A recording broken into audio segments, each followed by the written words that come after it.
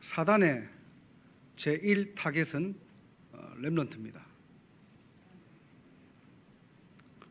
다음 세대가 아닌 다른 세대를 일어나게 하기 위해서 사단은 24 할 것입니다. 당대만 복음 누리고 당대만 축복받고, 하지만 이 복음의 바톤이 끊어지도록 사단은 렘넌트들에게 총공격합니다. 그래서 우리 후대들은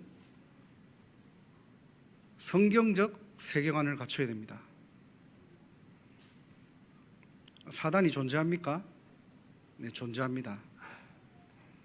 경험을 해서 있다, 내가 못 봤기 때문에 없다가 아니라 하나님 말씀에 기록되어 있습니다. 그래서 우리 후대들은 어릴 때부터 성경에 근거한 세계관이 열려야 합니다. 그래서 교회가 중요합니다. 그걸 알고 사단은 두 번째 타겟이 뭐냐? 바로 교회입니다.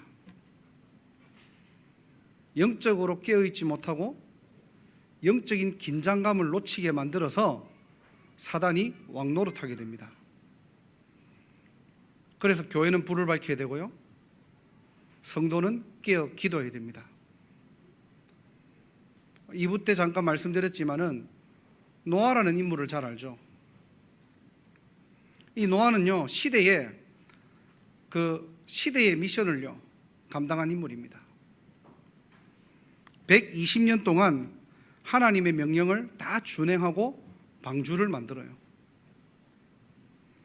그리고 홍수로 심판하실 때 노아의 가족들만 살아남습니다. 자, 이런 노아를요 하나님은 당대 의인이라고 했고요, 이랬던 노아가 미션이 끝나고 영적 긴장감을 잃어버리니까 창세기 9장 21절에는 포도주에 취해 벌거벗은 몸으로 잠을 자게 됩니다. 술을 몇 잔 먹었다고 문제를 삼는 게 아니에요. 여기서 벌거벗었다는 말은 노아의 영적 상태를 얘기하는 겁니다. 최고의 응답을 받고 시대의 미션을 감당했던 노아가요, 창세기 9장에는 새로운 언약과 노아와 노아 후손들에게 또 다른 하나님의 미션과 언약을 전달합니다. 그런데 노아 자신에게는 영적인 침체기가 찾아오는 거예요. 우리가 그걸 어떻게 할 수 있느냐? 사람은요, 문제 당하면은 자기의 본질이 나오거든요. 이 벌거벗은 몸으로 자고 있는데 셋째 아들이 그걸 보고 비웃고 소문을 냅니다. 자고 일어난 다음에 노아가 알았던 거예요. 그래서 그 함에게 그 후손들을 저주하게 됩니다. 아무리 그래도 그렇지, 어떻게 하나님은 노아와 노아의 후손들을 축복했는데요, 그 노아는 자신의 벌거벗은 몸을 봤다고 그 후대와 후대를 저주를 하게 되는 거예요. 나중에 그게 엄청난 큰 결과를 가지고 오거든요. 이 문제는 후대에게 고스란히 드러납니다. 자, 그리고 창세기 9장의 끝을 보면 어떻게 되는 줄 아십니까? 그 받았던 미션과 언약에 대한 부분들은 기록되지 않았습니다. 한 아이를 저주하고 남은 자녀들을 축복하고 노아는 350년을 더 살고 죽게 됩니다. 그게 끝이에요.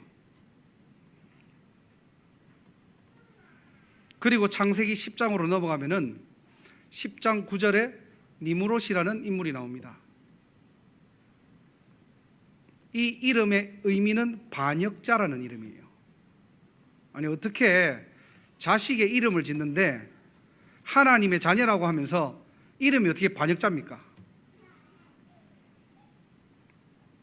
창세기 10장 8절 9절에는 세상의 첫 용사라고 소개합니다.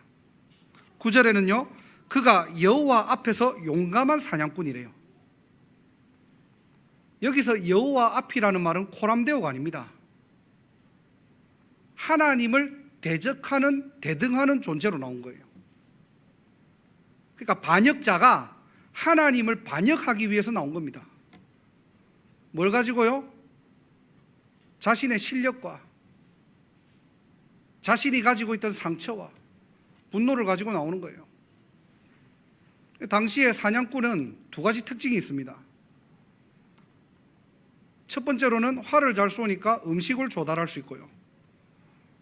두 번째로는 외부의 적을 막아줄 수 있는 거예요. 쉽게 얘기하면은 영웅입니다. 이 하나님을 대적하고 하나님과 대등하게 살려고 했던 이 니므롯은요, 창세기 10장 10절에 보면은 그의 나라는 시날 땅에 이렇게 돼 있어요. 명실상부 왕이 된 거예요. 어떻게 보면 성경의 첫 왕입니다. 그리고 창세기 11장에는 어떤 사건이 나오죠? 바벨탑 사건이 나옵니다. 어디에서요? 시날 평지에서요. 그래서 학자들은 이 니므롯에 의해서 바벨탑이 시작되었다라고 얘기합니다.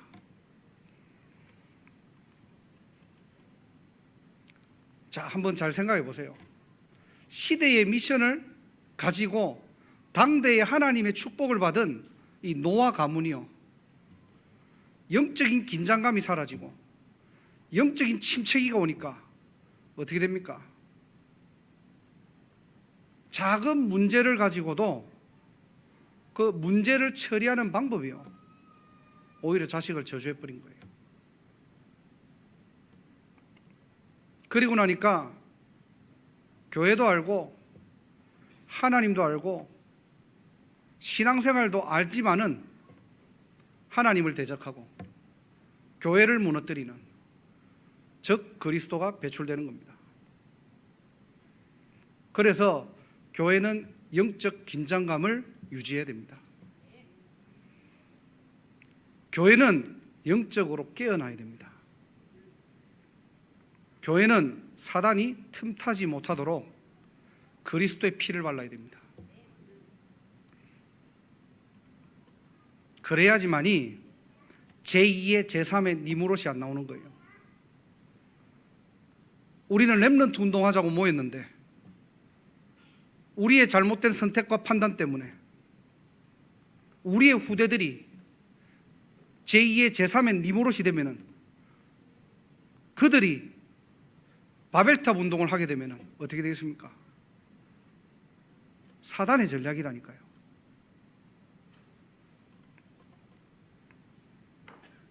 그리고 오늘 3부 예배를 통해서 사단의 세 번째 마지막 타겟이 누구냐는 거예요.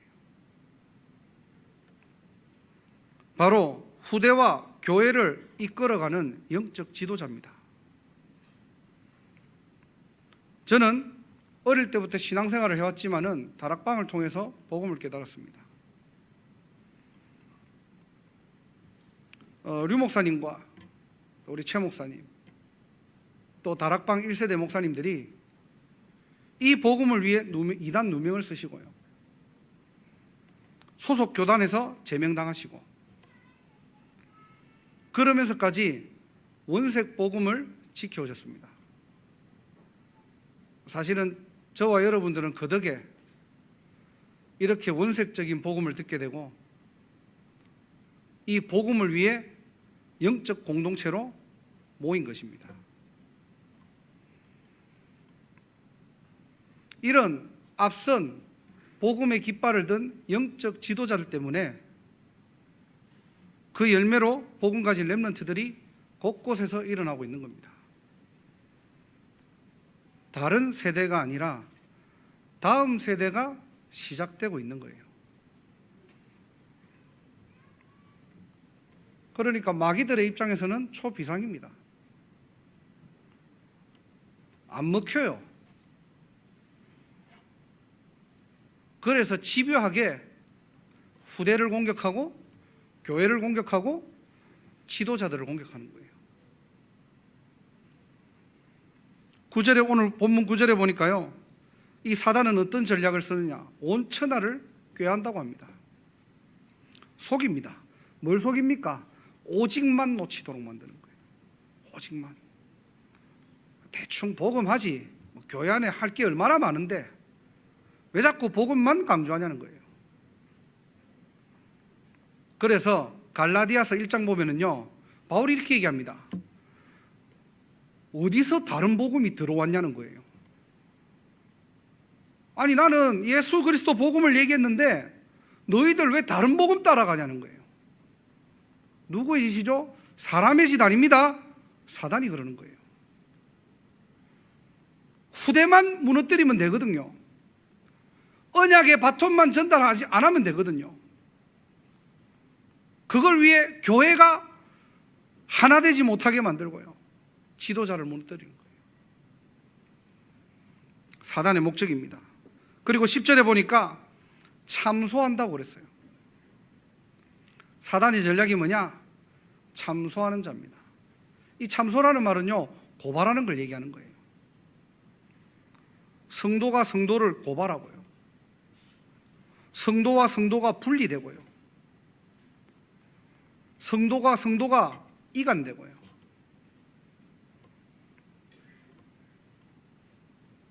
그게 사단의 목적입니다.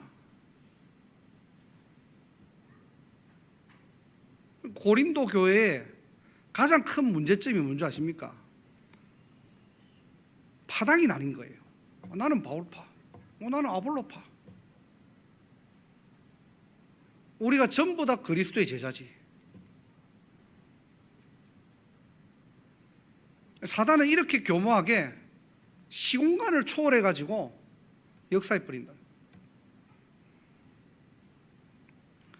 그러면서 12절에 보니까요, 자기의 때를 안 돼요.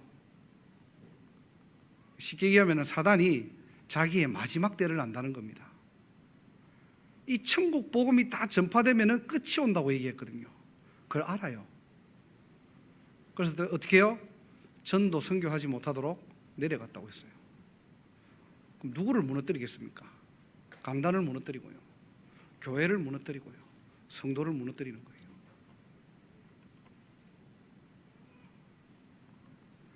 복음이 없다, 사단은 다 파고 들어갑니다.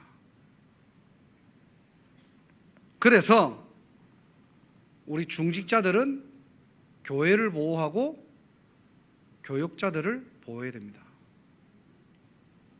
사도를 살리는 중직자들 되기를 주님의 이름으로 축원합니다. 제 얘기가 아니잖아요. 성경이 얘기고, 또 작년 12월 달에 세계 중직자 대회에서 말씀 나왔죠. 나를 보좌화시켜서 사도를 살려내라는 거예요. 잘할 필요도 없습니다. 자세만 잡으셔도 돼요. 내가 언약만 붙잡아도 흑암은 결박됩니다. 그래서 오늘 메시지를, 제목을 기억하시기 바랍니다. 언제 사단이 결박됩니까? 어린 양의 피를 바르고 하나님의 말씀이 증언될 때 사단은 결박됩니다. 오늘 딱 두 가지만 기억하세요. 신앙생활은 영적 싸움이잖아요. 물론 이미 끝난 싸움입니다. 근데 사단의 권세는 끝났지만은 사단은 여전히 활동한다는 거예요. 눈에 보이지 않게요, 오직을 놓치게 만들고요, 하나님 떠나도록 만들고요, 말씀을 뒤집어 엎어버립니다. 그러면서 성도가 성도를 미워하게 만들고요, 하나 되지 못하게 만들고요, 고발하게 만듭니다. 그리고 닥치는 대로 다 무너뜨리는 거예요. 사단의 최종 목적이 뭡니까? 여러분 경제 빼앗아가는 거 아니거든요. 멸망이에요, 멸망. 인간의 멸망을 위해서 사단이 존재한다니까요. 여러분의 경제, 여러분의 어떤 자리 빼앗아가지 않습니다. 그거 주고 멸망 가져다 주는 거예요. 생명 빼앗아가는 거예요. 그래서 영적으로 깨어나 영적으로 살리자는 겁니다. 어떻게 해요? 어린 양의 피와 증언하는 말씀으로 이길 수 있다는 거예요. 오늘 저와 여러분들이 이 힘을 얻는 날이 되기를 주님의 이름으로 축복합니다. 두 가지 기억하세요. 어린 양의 피를 가지고만 있지 말고 발라라는 거예요. 문설주에 양의 피를 바를 때입니다. 바를 때 죽음과 재앙이 넘어가는 거예요. 그걸 보고 유월절이라고 합니다. 가지고만 있으면 안 돼요. 발라야 돼요. 이거를 조금 신앙생활로 연결해 보면은 우리에게는 이미 완전 복음을 하나님이 은혜로 주셨잖아요. 문제는 뭡니까? 누리지를 못하는 거예요. 바르지를 못해. 내 걸로 못 만들어. 머리로는 다 알아요. 아니, 어린아이들한테도 물어보면은 복음 얘기하면 다 알아요. 선지자, 제사장, 왕 다 얘기합니다. 정말로 저와 여러분들 모든 문제 해방받았습니까? 정말 그리스도 이름으로 우리 인생 길을 찾았습니까? 진짜 사단이 우리 발 아래 있는 거 맞습니까? 누려야 돼요. 더 이상 이론적인 복음, 추상적인 복음이 아니라 실제적인 나의 복음으로 만들어라는 거예요. 그때 흑암이 틈타지 못합니다. 빛과 어두움의 싸움은요, 중도가 없어요. 중간이 없어요. 내가 10번 때리고 지가 2번 맞고 이래가지고 투닥투닥 거리다가 역전해가지고 이기는 법이 없습니다. 빛이 비춰지는 순간 어두움은 물러나고요. 빛이 꺼지는 순간 어두움이 덮이는 거예요. 이 영적인 원리를 모르다 보니까 자꾸만 우리는 모든 문제를 3, 6, 11을 가지고 해결하는 겁니다. 이러니까 어떻게 되죠? 사단이 왕노릇하는 거예요. 교회는 복음이 왕노릇해야 됩니다. 교회는 생명이 왕노릇해야 돼요. 교회는 은혜가 왕노릇해야 됩니다. 그래서 어린 양의 피를 발라라. 한마디로 얘기하면은 이제는 진짜 우리 모든 마가다락방교회 성도 여러분들 복음 누리자는 거예요. 가지고만 있지 말고 내 개인에, 내 가정에, 우리 현장에 피를 발라라는 겁니다. 유월절 양의 피를 바를 때 죽음과 재앙이 넘어가 버리는 거예요. 그 보혈의 능력을 체험하는 저와 여러분 되기를 주님으로 축원합니다. 사실적인 복음이에요. 강력한 복음입니다. 바울이 이 복음을 얘기하는 거예요. 지난주 메시지 때요. 그냥 복음은 능력이다가 아니고요, 이 강력한 복음이 내 것이 되었다는 거예요. 사용하시기 바랍니다. 가지고만 있지 말고요, 진짜 누려보시기 바랍니다. 그래서 단 5분이라도 복음만 집중할 수 있는 서밋 타임 해보세요. 하나님 앞에 나를 세우고요, 왜 예수가 그리스도가 되어야 되는지, 도대체 유일한 해답은 가지고 있는데 우리 인생의 유일한 문제가 무엇인지, 답은 다 가지고 있는데 문제가 다 틀려. 창세기 3장의 문제가 시작으로 보이지 않는 거예요. 야, 저거는 사람 문제지 않느냐, 저거는 우리 가정 문제지 않느냐, 저거는 세상 문제지 않느냐. 그 문제 어디서 시작됐는데요? 창세기 3장에서 시작되었잖아요. 몰라요 그거를. 그러니까 유일한 해답을 가지고 있으면서 써먹지를 못하는 거예요. 이 땅에 진짜 문제가 무엇입니까? 창세기 3장 하나님 떠난 문제예요. 인간의 모든 문제는 거기서 시작된 겁니다. 그래서 우리에게는 오직 예수예요. 그래서 우리에게는 완전한 그리스도가 답이 되는 겁니다. 어린 양의 피를 바를 때 사단은 결박됩니다. 다른 걸로 창세기 3장 문제 해결할 수 없잖아요. 있다면은 우리는 번갈아 가면서 할 수 있는 거예요. 그런데 하나님께서는 저와 여러분들에게 오직을 주셨습니다. 오직으로 승리하는 인생 되시기를 주님의 이름으로 축원합니다. 두 번째로, 언제 사단이 결박됩니까? 언제 흑암이 무너집니까? 바로 증언하는 말씀으로 그를 이겼나니 그랬어요. 그냥 말씀이 아닙니다. 말씀이 증거될 때요. 내가 가지고 하나님이 내게 주신 언약의 말씀이 내 현장에 증거될 때요. 다른 사람에게 전달될 때요. 그때 나의 기준과 수준과 상관없이 거기에 보좌의 능력이 임한다는 거예요. 거기에 시공간 초월해서 하나님의 나라가 임하는 겁니다. 말씀 자체가 생명이기 때문에, 말씀 자체가 하나님이기 때문에 그 말씀을 통해서 237에 빛이 비춰지는 거예요. 그걸 보고 25라고 합니다. 말씀의 능력 속에, 언약의 대열 속에 있기를 주님의 이름으로 축원합니다. 그래서 한 주간 동안 강단을 통해서 받은 말씀 있잖아요. 그걸 그냥 흘려듣지 마시고요. 한 문장, 한 단어로 내 마음에 새기시고, 그걸 가지고 한 주간 동안 내가 할 수 있는 가장 쉽고 편하고 지금 내 시간표에 할 수 있는 것들을 딱 하나씩만 정해보세요. 저는 이렇게 하는 부분들을 쉽게 한 18년 전에 최 목사님께서 가르쳐 주신 겁니다. 전문교회 렘넌트들을 어떻게 할까요? 말씀 포럼하고 말씀을 실천할 수 있도록 도와줘라. 그거 한 거예요. 계속 뭐 1부, 2부 다 뭐 이렇게 제가 예화를 들어서 다 아시겠지만은,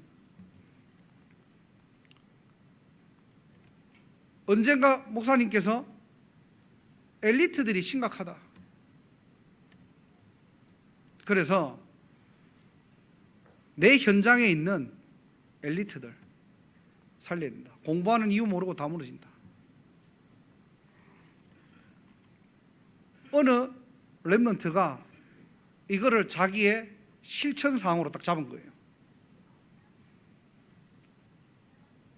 그래서 밤에 그 얘기를 하더라고요. 우리 반에, 제가 그때 전도사였거든요. 전도사님, 우리 반에 전교 1등이 있다고. 이 친구한테 공부해야 될 이유와 그리고 엘리트들이 겪는 영적 문제, 그걸 이야기하면서 복음을 전하겠다는 거예요. 우리 대부분 어떻게 해야 됩니까? 막 박수를 쳐줘야 되잖아요. 말렸어요. 왜 말렸느냐? 그 친구 등수가 전교 350등 중에서 320등이었거든요. 320등짜리가 지금 전교 1등한테 공부해야 될 이유, 엘리트들이 겪는 영적 문제, 그러면서 복음을 전한다는 거예요. 취지는 너무 좋고 다 좋은데 상식적으로 안 맞는 거예요. 이게 우리 상식에는 320등짜리가 1등한테 가갖고 공부해야 될 이유가 뭔 줄 아니? 라고 물어보면은 답은 뻔하잖아요. 아마 1등이 욕하지 않을까요? 저거 뭐 잘못 먹고 왔는가? 근데 이 친구는요, 자기는 언약 붙잡았다는 거예요. 하겠다는 거예요.